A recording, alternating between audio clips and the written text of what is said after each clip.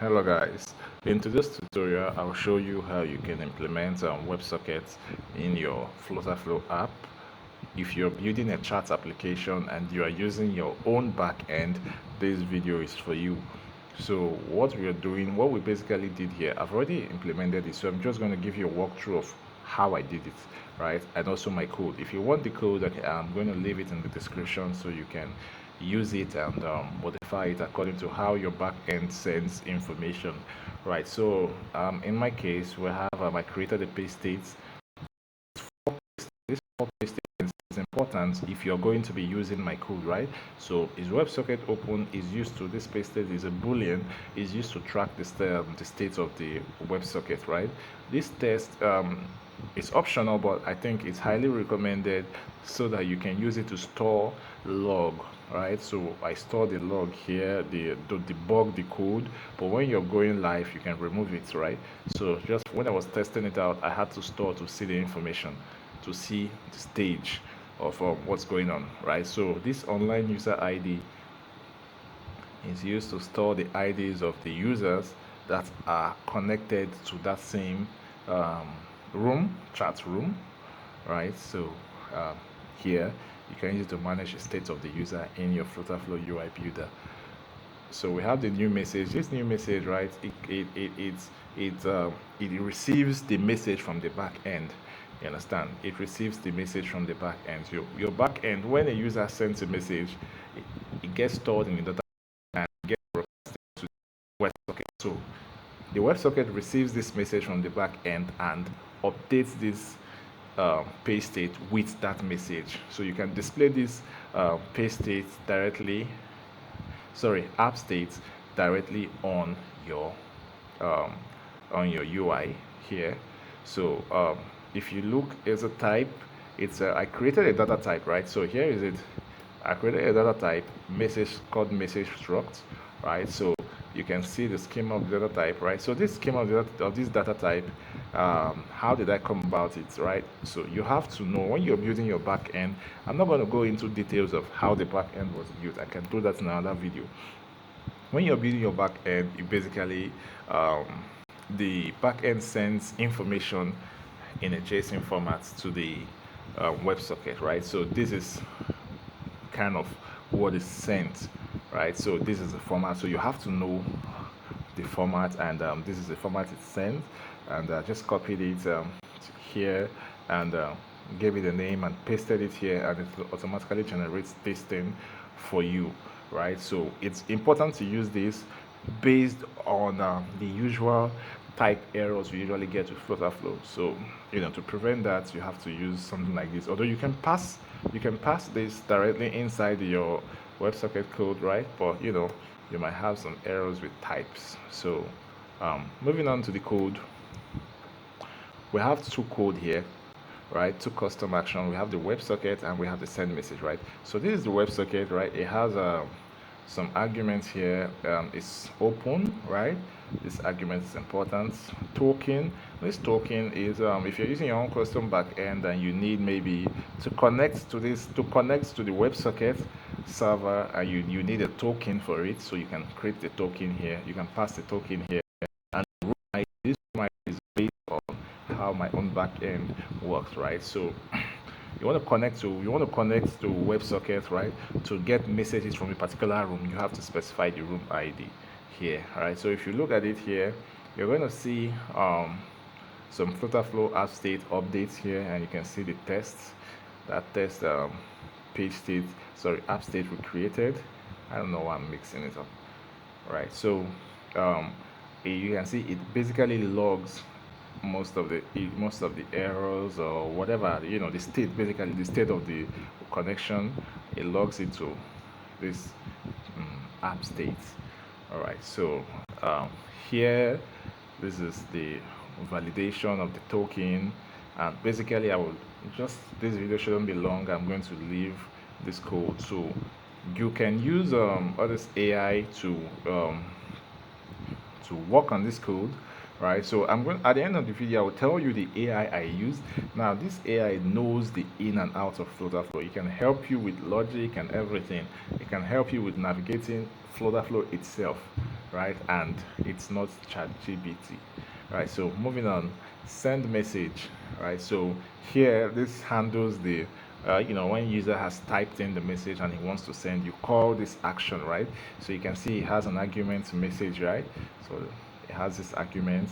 This is what we pass, and when you send this message, it sends it to our back end. You understand? It sends it to our backend. So I'm still going to leave this code for you to work with, right? So that's basically it. And when you come here, I'm going to show you the UI. When you come here, so we have, first of all, we have a users list, right? I have just this simple design, or should I say basic or terrible design of the users. So this page, the list of users you can chat with. Everything can be based on how you want it. This is more like a template for you to work with, right? So um, we have the it displays the list. Then this button here is the chat. You have to, when you click on it, it's supposed to take you to the chat screen, right? So I'll open it here, and when you click on it, there's something that happens based on my own settings and my own structure, right? It creates, I have an API endpoint that creates a room, because when you click on, you want to chat to this person, it first of all creates a room, right? And it returns a room ID, right? So in my backend code, it checks if this user, if both users, right, both users are already have a conversation. If not, it creates a room. If they already have a conversation, it returns the room ID. If not, it creates a room, right? So that's basically how it works here. So when it does create, when it does, you can see the variables it needs, right? Your JWT token, right? So I get it from authenticated token, right? Then the participant ID, right, is the ID of the person you want to chat with, right? So the participant ID needs to be passed, right? Your own ID will be gotten from this token, so you don't need to pass your own ID, right? So pass this second ID, and then we move to the chat screen, right? So when we're moving to the chat screen, we also passed some parameters to the next page, which is the room ID that we got from here, right? You will see it, the room ID we got from here, the user ID, right, of the user, and the username of the user, right, of this user we want to chat with. So we passed it to the next screen, and this is the chat screen here. So look at what we did here. So we binded this to the page parameter that we passed, this username here we passed, right? So now you look at this is just a container, right? And we used some conditional action here to change the color based on if the user is online or offline, right? So remember what I said. That app state that stores the ID of the user if they are online or not, right? So what we did here was just if the list, right, if that online user ID, if the list contains an item, so which item is the user ID of that user we want to chat with.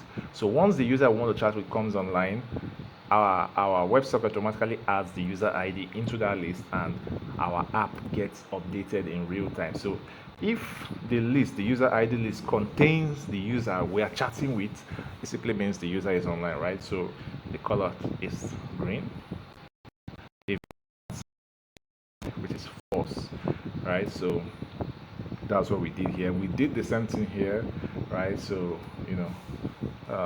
conditional value is the same thing we did here. If the ID of the user we're chatting with is inside that app state, right? If it's inside that app state, so this is the app state we're talking about. Let me go back here. So this one, right?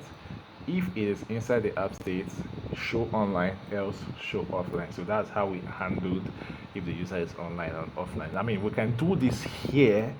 So we can do this here to be able to see if the users are online, right? But this is just for tutorial sake, right? So here you can, let me expand this, right? So here you can see we have our list view, and we have a stack, right? So inside that stack we had a container this particular container will display the message from the user, right? Why this one will display the message from the sender, right? Which is me in this case, right? So here I have, right? So you have to look at it this way. So it's going to be if the sender ID, which is sender ID, this sender ID, right? Remember I said we passed it to a data type, which is this one here.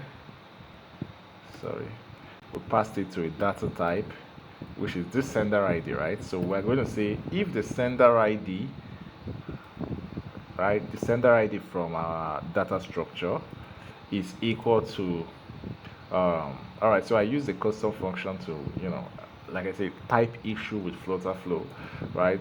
So I use a custom function to basically, this custom function just converts integer and returns it as a string, right? So is equal to the user ID, right? The reason why I had to use a constant function is because sender ID, this sender ID field here is an integer, right? So I cannot equal it to a string, right? I cannot equal it to a string. So I have to first convert that string to an integer. And that string we are converting to an integer is the user ID, right? We store the user ID, so we want to convert it to an integer, which is the authenticated user ID, just for you to see. You can see it, right? So that's basically what we did here. So it's going to display, if this condition is true, it's going to display this, right? If the other condition, if this condition of this one, we're going to say if the sender ID is not equal to, if it's not equal to, right, it simply means it is not us that have the message. So this is what we show.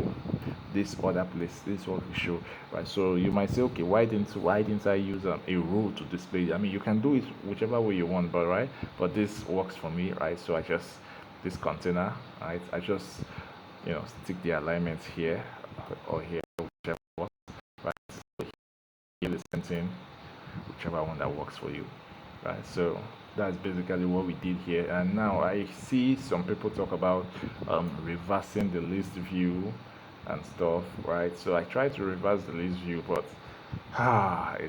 it wasn't giving what I wanted, right? But this works for me. I'm going to show you in a bit, right? So now let's come to sending of the message, right? So this button sends the message. Let's go and check the action here, right? So the custom action, which is that send message custom action, right? So it has only one field, which is the message, and we connected it to the text field here, and we have this action here that clears, when you send the message, it clears the text box immediately the message is sent, right? So I have this action here. This is really not what I will explain in this video. I will do a special video on why I did this, and this is really a major issue inside of Flutterflow, and a lot of people are not talking about it, and there isn't a lot of tutorials on this, right? So I'll do another video on on what I did here, and you will see when I'm testing it. I'm going to remove this action for you to see what happens when I remove the action. All right, so on page load, right? On page load, this is very important. On page load, what I did here was, on page load, I connected to our WebSocket, which is this custom action, right? On page load, we have to connect to our WebSocket, and it comes down to this place. It's open. Make sure it is set as true, right? Token, passing your JWT token, because without it, you cannot connect to the WebSocket based on my own setup. And the room ID, you have to pass in the room ID. Now this room ID, where are we getting it from? The page parameter. Remember, when we click on the button to chat the user, it creates a room. If the room exists, it returns ID. If it doesn't, it creates a room and return the ID. So we have to pass in the ID to our WebSocket, and when we are connected to the WebSocket, we'll make an API call to retrieve all the messages from our back end that belongs to the user. Now you can see we pass in the token and we're passing the room ID also, right? So remember I said message from our back end comes to the WebSocket and the WebSocket updates it, right? But in this case, the WebSocket only updates receive new messages, not previous messages. Receive new messages. So you have to connect to it to be able to receive new messages, right? when you are in that same screen, so new messages comes instantly, right? But when you are not in the screen, this is what happens. When you navigate here, so it gets your previous message. This one handles new messages on that screen. This one handles previous message. So when you open the screen, you see your previous message. This is what happens here, right? So this API call, right, gets the old messages from the back end, and then it updates our app states with those messages, right? So you can see it updates our new message with those messages from our back end, right? So now you're going to see we're going to set the value, right? So we have to replace everything in new messages from our back with messages from our back end, previous messages, right? So you can see there are a lot of things going on here, and I would really recommend if you just use the direct, it will be easier to just use the direct JSON instead of using um, this data type, because this data type can be confusing even for me, right? So if you're using just this JSON, you just need to make sure that this new message, set the type as JSON. So you just basically store what your database sends, store it in instead of as a data type, right? I'm not going to go deep inside of this. I'm just showing you what I did to get my own to work, right? So now you look at here again, you will see the same thing we did here, right? All right, so I'll do a separate video on this, right? So basically that's what we did here to get our chat app. Now I'm going to test this chat app. I'm going to open two tabs to test the chat app. I'm going to log in as one user and log in as another user for you to see. So hold on, let me test it here. All right, so I'm going to come back to this video when the test is done, and the tool, because I'm going to run one in test mode and I'm going to open another tab in run mode, right? So all right, our test mode is ready. Our test mode is ready here, and I created we have two tabs here. We have two tabs here. One in run mode with the different accounts, and another with test mode with a different account, right? So we have two accounts here. So I logged in here as the username. You can see the username. My username is Chukuma here, and this one, the username is actually Promise. You can see it here, but the username is Promise, right? So let's say Chukuma, which is being me, wants to chat with Promise, right? So I have to click here and see what happens. It takes me here, right? So you can see Promise is basically offline, right? Even though you can see here, so the Promise is on the app, but it's showing us offline here. That's because Promise hasn't even opened a WebSocket connection. WebSocket connection gets opened when you access the app page, right? So like I said, we can put the WebSocket connection in this page to automatically notify this user that this person is offline, right? So in this our case, Promise is offline. Now watch what happens once I try to chat with Chukuma. It changed to online, right? So it happens very fast. Now we're going to check, first of all, we're going to check if our WebSocket is open, right? So you can see if you move to this the debug panel, you can see is WebSocket open is true, right? So this changes to true when the WebSocket is connected, right? So you can see the room, you can see the test, right? I told you about this test app state, right? It logs important information, right? So you can see I joined room 45. So well, you can see here because run mode does not have. So watch what happens once I try to chat with Chukuma. All right, so right, you can see it says Chukuma is online. All right, so back here, Promise is now online, so I can chat with Promise now. Hello, Promise. Let me zoom out a bit so you see what's going on here. So sorry, let me just make this to 700.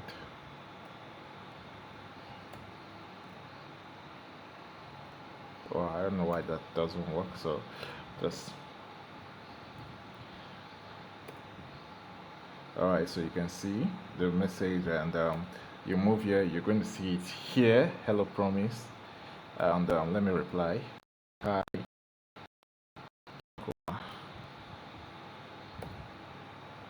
All right. So you can see the message is instant. Now you will see some other solutions online that will tell you to do polling, right? Polling, which means you'll be querying your database every 2 seconds or 3 seconds or 5 seconds for new messages, right? I mean, when imagine having lots of users and those kind of requests are going to your back end, right? So it's not a good solution to this issue.